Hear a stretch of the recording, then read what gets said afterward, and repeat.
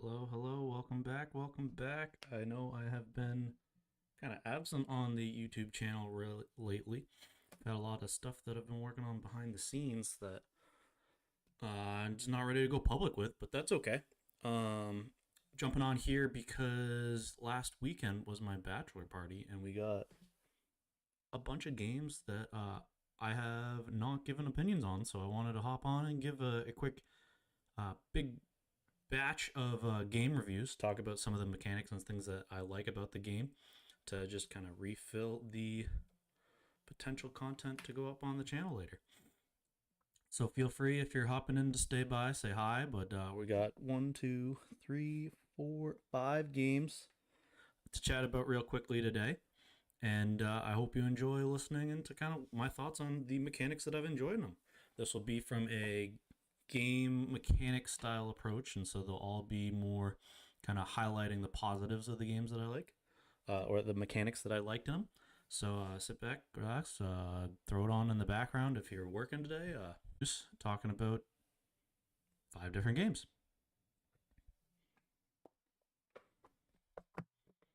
So first up, here we go. All right. Hi and welcome back to the channel. My name is Sam, and in today's video we are going to talk about the card drafting game Splitto. So Splitto is a game that is 2 to 8 players, plays in about 15 minutes, so it fits into that filler category. And so if you have been watching the content consistently, Devin from Picking Up Pieces and I actually got to play this at Origins when we were there. But I played it over the weekend at my bachelor party, and it plays great up to 8.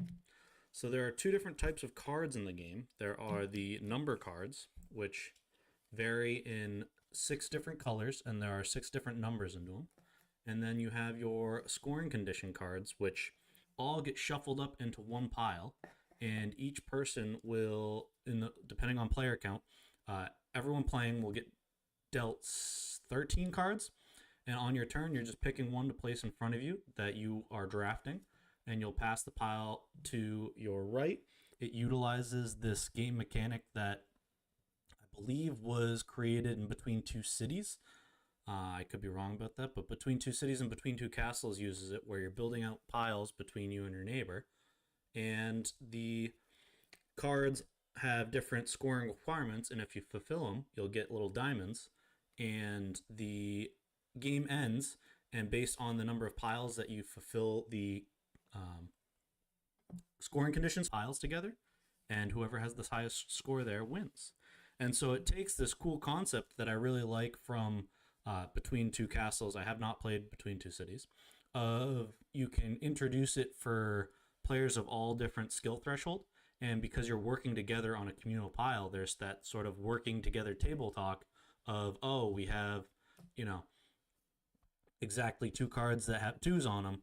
Oh, maybe we don't, like, you can kind of communicate and telegraph the strategy that you're going for quietly between each of your partners. But at the end of the game, there's only one winner.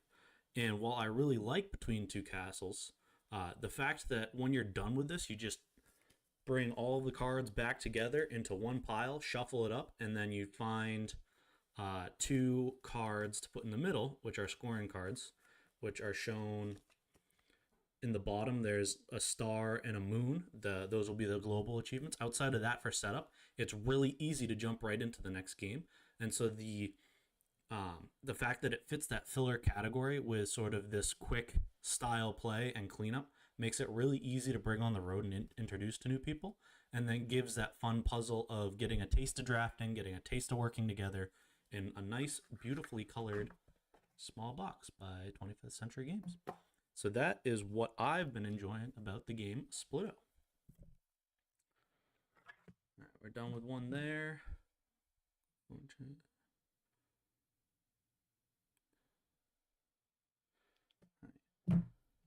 So we are one game out of the way. Let me just send a quick text and then we'll jump right into the next one.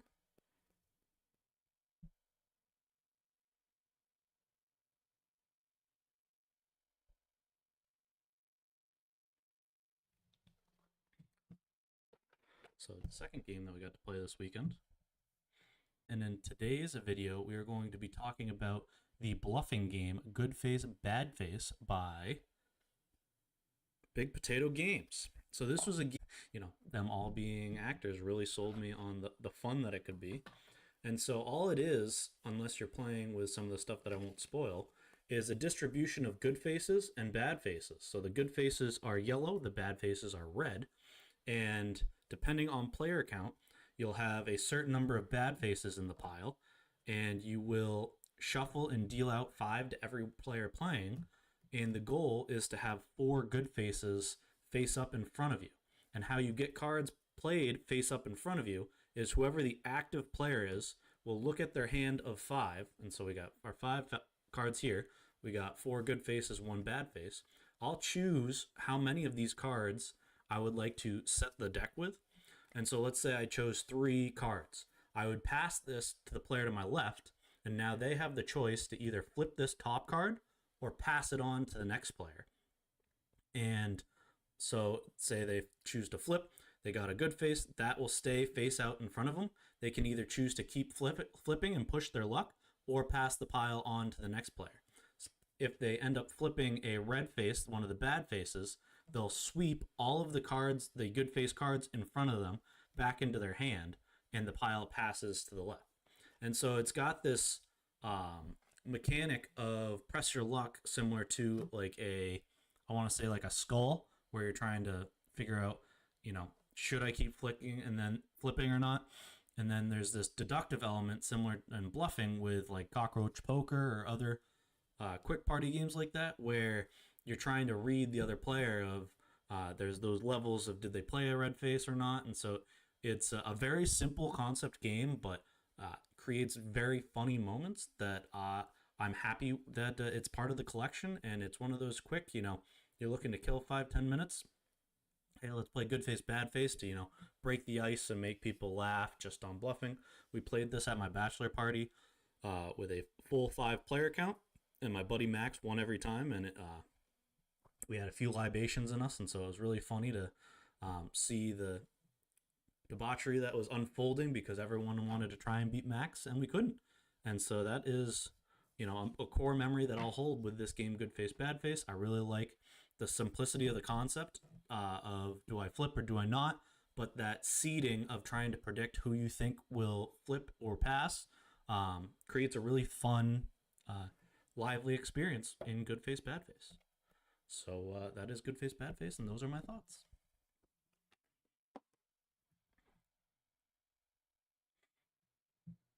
All right, so those were the 2 small box games that we got. Medium-sized box games that we'll jump into quickly, and then we got 1 bigger box game that is quite the hype right now. So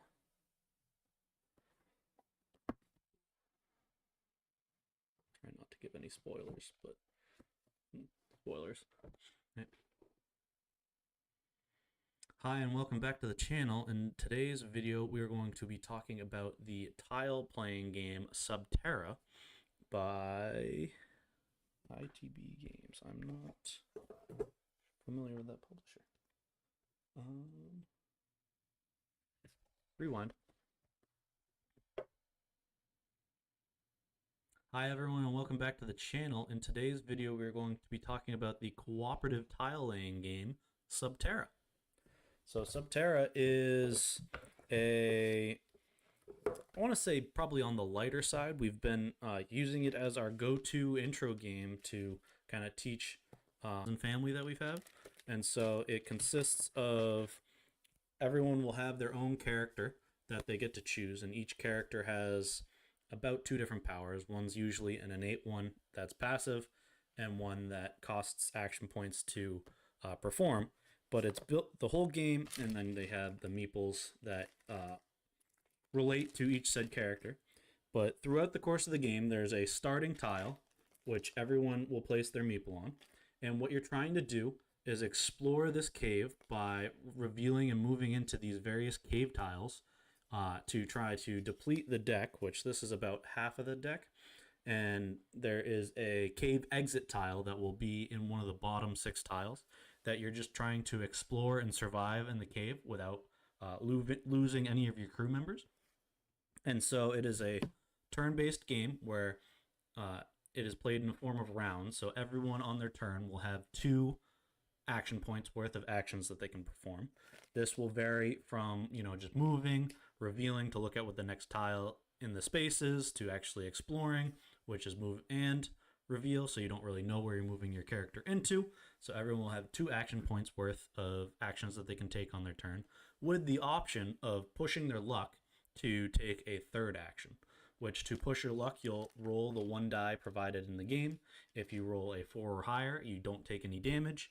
If you do not, you can still, if you roll like a 3 or less, you can still perform the action, but everyone has 3 health, and so you'll lose a health marker.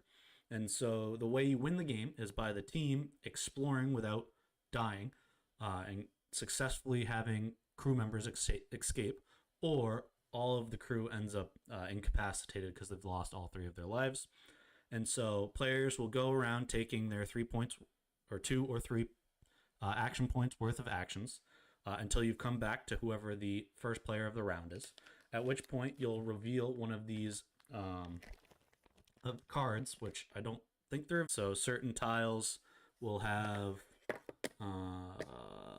poison or gas on them, so players that are on gas spaces will take damage, and through the cave trying to attack you. We'll have different caves that have floods in them. Where's a flood tile? None of those are flood tiles. We got key. All right, so we can't find any of the flood tiles, but they basically make it harder. Oh, there's one. So we'll have these little flood tiles that sometimes will flood, and you'll place the little flood token on them to show that they're harder to pass through. There's areas that have cave-ins, and so there's basically all of these series of unfortunate events that could potentially knock out your character. And knocked out characters, if another character moves onto them, can spend 2 of their action points to gain 1 health or give them 1 health back. And so I've kind of rambled on about all the different parts of the game, but it's sort of this exploratory tile flipping, survival game where it is a lot of fun. One of our buddies that we've met in our local game meetup, Kevin, introduced a rule to us that we always play with, where you set it so that you have to escape the cave in an hour. So it puts sort of this time limit, so you can't really have too much AP. You just got to go. And it takes like a really fun experience like Nemesis, which is sort of that survival, very strategic, over the top, and distills it down into this like nice 1 hour play session of cooperative, like kind of experience for all levels of gamers to explore. Because it's a cooperative game, you can kind of help talk through those that are a little more stuck in the AP. And Subterra is one that we have added into the collection and really enjoyed, sort of that lighthearted, even like on a date night, Michaela and I, if we're staying in, are happy to throw this on the table and work together. And I think we've won once. And so it's one of those that, because it's such a challenge to actually leave the cave, you feel so much more excited when it actually happens. And we are both the type of gamer where if we keep losing over and over again, we want to re-rack it and try and get back at it. And it makes it more of a fun experience for us to get to the table, because it actually means something when you win. It's also of like that weight level where for us, it really helps. If it was a heavier game and we lost all the time, we would be less appreciative of such the hard success rate, or the low success rate.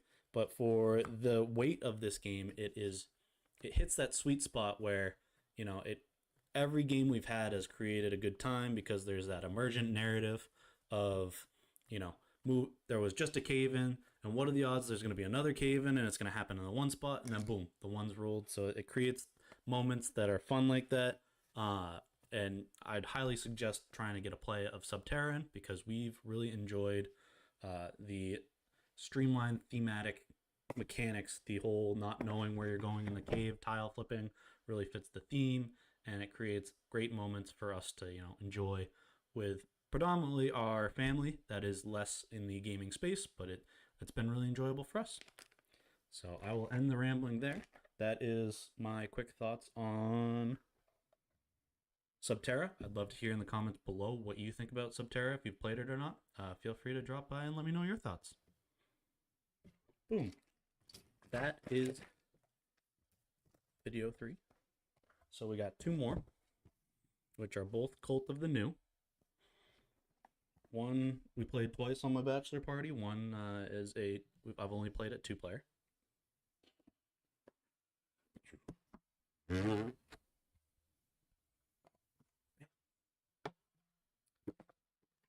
Combined our base Carcassonne into it. So let's see. Need to do some pre-prep, but that's okay. And base game.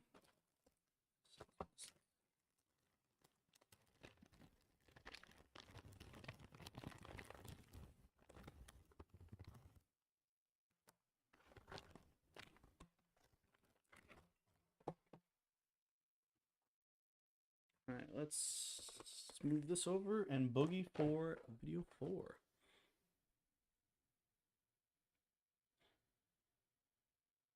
Hi, welcome back to the channel. My name is Sam, and in today's release, Mists over Carcassonne. So this was not grew up on, which Carcassonne was my entry into this board game hobby space. I used to go to boarding school in high school, where one of my dorm parents had it set up on the floor one night when I walked in for check-in, and seeing all of those crazy cool castle tiles on the floor was what initially got me hooked. Fast forward to a few weeks later, I asked him to pull it out, and it was sort of a routine ritual that every Tuesday when he was on dorm duty, I would stop in for a game of Carcassonne, which he beat me in probably 80% of the time. But that's not what we're talking about today. We're talking about Mists over Carcassonne, which is, that refreshing concept of, mechanics that you're familiar with of the Carcassonne tiles, but they add a few different twists to it. So there are 2 ways to play Mists over Carcassonne.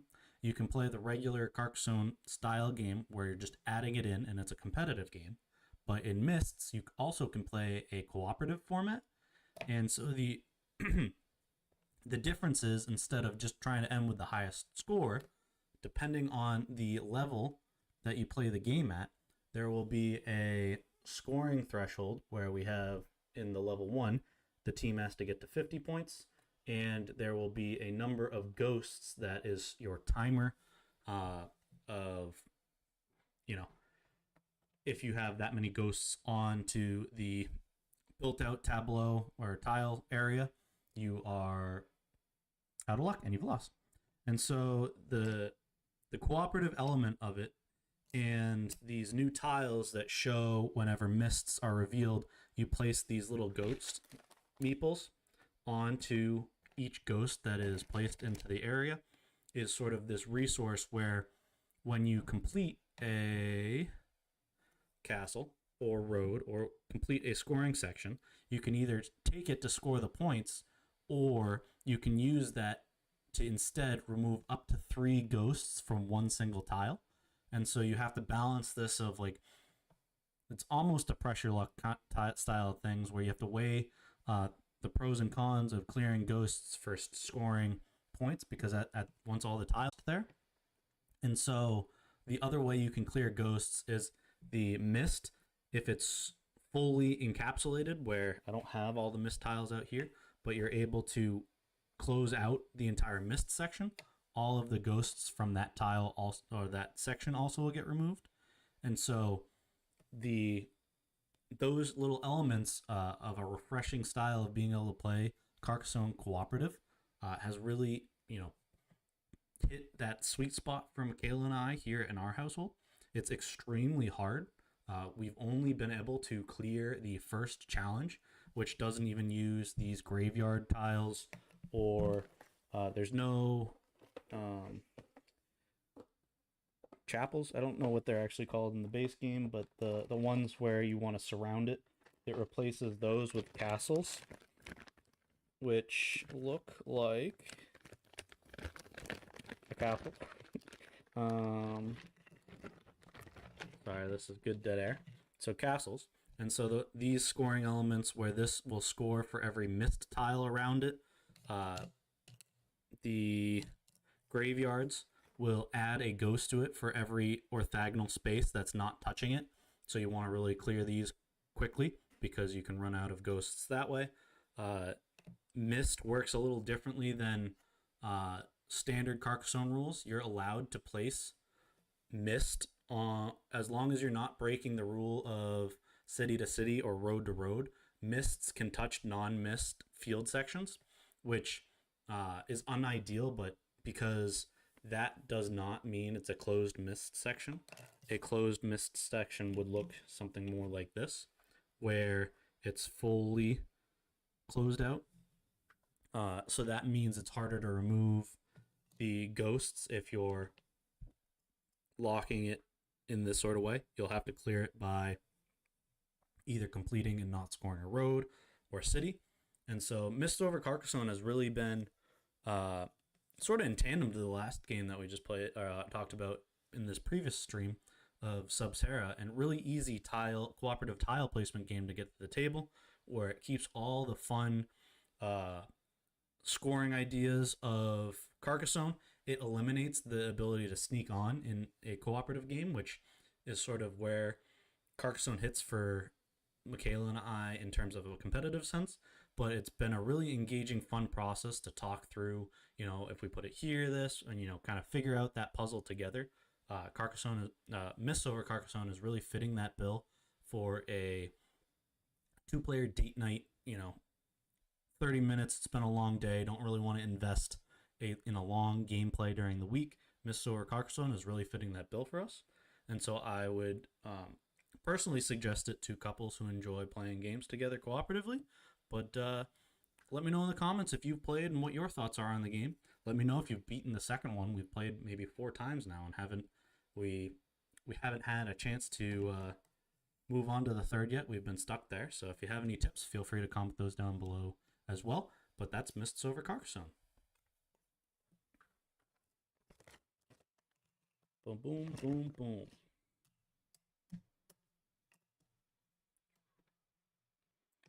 All right, so the last game, if you're rewatching the live stream, feel free to comment what you think it is. We've played it twice during my bachelor party, and it's a 1 to 8 player game that is card driven and may have been nominated and won some awards. All right, I think there's all the Carcassonne stuff.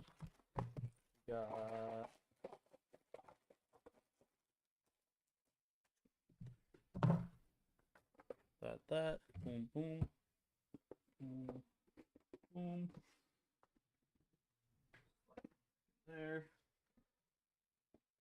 Slide this. There. And we are on for video number 3 or 5. Video number 5. Ooh. All right, last video of today's live stream. Thank you to all that have jumped in as silent watchers, or I don't have chat up today, so I don't know if anyone's here, but anyone watching here now, past, present, future, appreciate y'all for stopping by, and I hope you have a good one. And we'll end this stream with talking about Fun Hotness. Hi, and welcome back to the channel. My name is Sam, and in today's video, we are going to be talking about Challengers by Z-Man Games. So Challengers is basically a stripped down version of an auto battler. So if you've played games like Team Fight Tactics or Hearthstone Battlegrounds or even Super Auto Pets on the computer, they've distilled it into a board game version of it. And I'll let you know my thoughts now.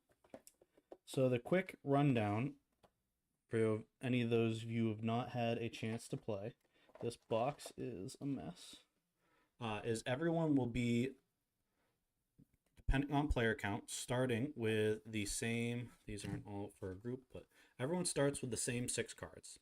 And these all are blanked in terms of text, so the only thing that is important to them is they have a number value and a suit to them. The suits are color-coded and apply in in different ways, but everyone will have this pre-starting deck. And the game is played over 2 different phases for 7 rounds, and then a winner, the 2 players that have the highest score at the end of those 7 rounds will get to move on into the final round to do a final face-off. And so how it'll work is you'll pair off, depending on number of players, into different fields, which will be determined by, I don't know if I can find it here, but there are these little round cards that everyone gets to start the game that will show you which fields to play in. And so the base game comes with 4 player mats that you'll be paired off. And so you'll have the deck construction phase, and then you'll have the battling phase.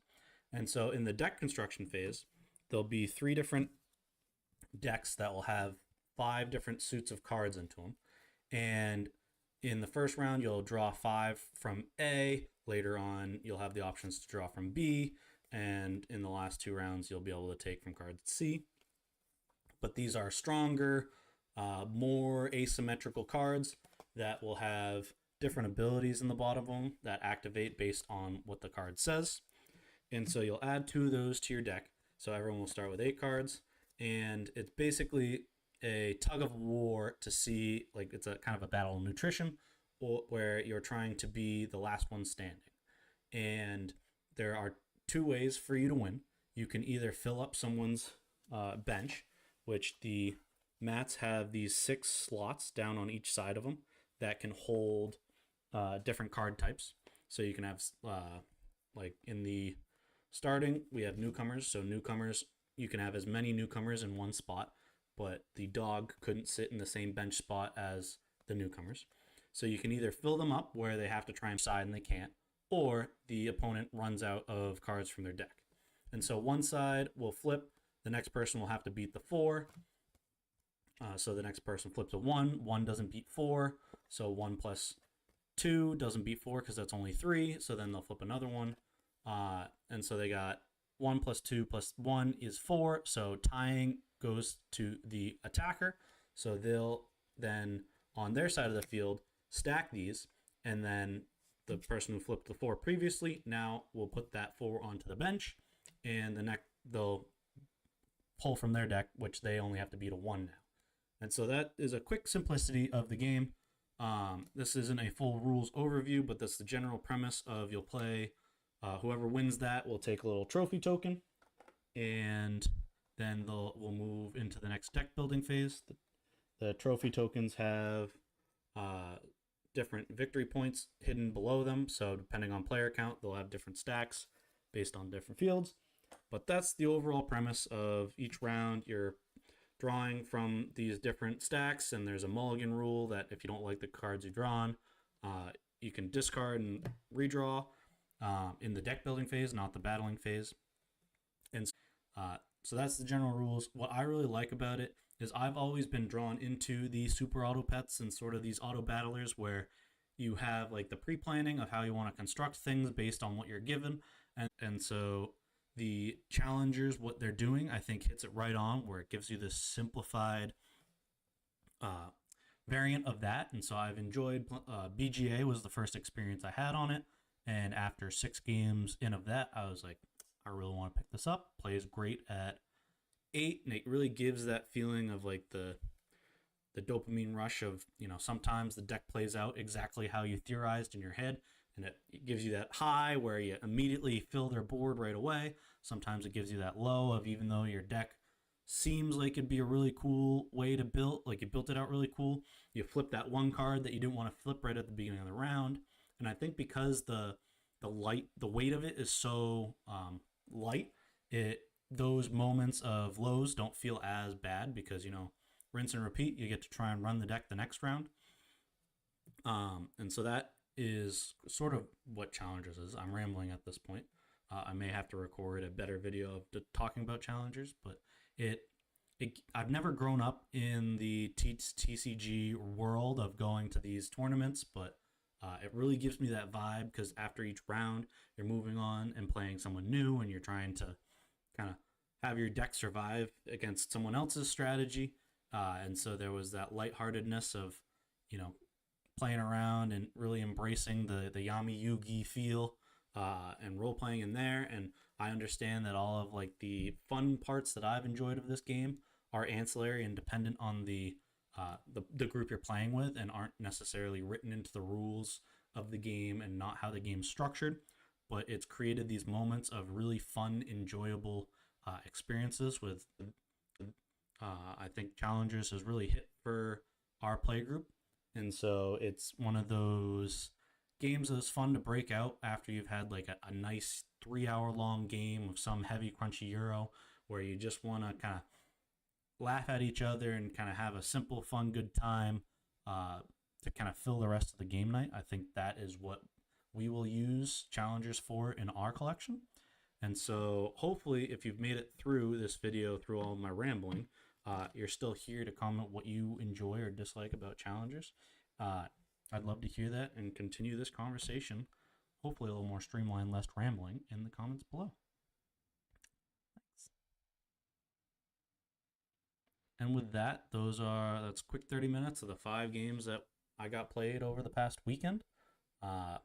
Thanks for tuning in or rewatching live, and I'll try and figure out with my busy schedule how to fit in more live streams. Ideally, we will be back to the Monday, Friday content of game review recap from the stream, as well as a highlight from the table. And we also have a interview coming up that I have to edit and upload in a few weeks, so look forward to seeing that on the channel. And if you have any thoughts or feedback of what content you'd like to see, I'm always open to trying to figure out how to get in more content based on the busy schedule I have right now. But that is okay. Have a good one, everyone.